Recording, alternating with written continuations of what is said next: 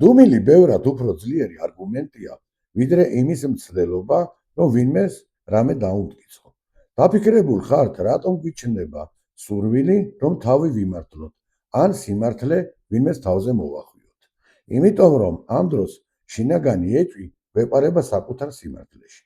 როცა ადამიანი საკუთარ სიმშვიდესა და სიმართლეში დარწმუნებულია, მას აღარ სჭირდება ყვირილი, მტკიცება და ენერგიის ხარჯვა.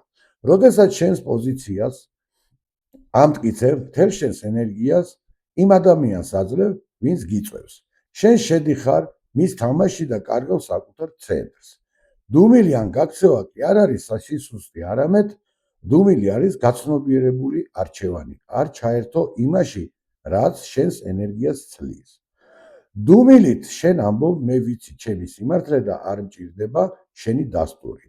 რომ ეს სიმართლე არსებობდეს, ზოგჯერ ყველაზე დიდი პასუხი, რაც შეგიძლია სამყაროს ან კონკრეტულ ადამიანს მისცე, არის უბრალოდ შინაგანი სიჩუმე.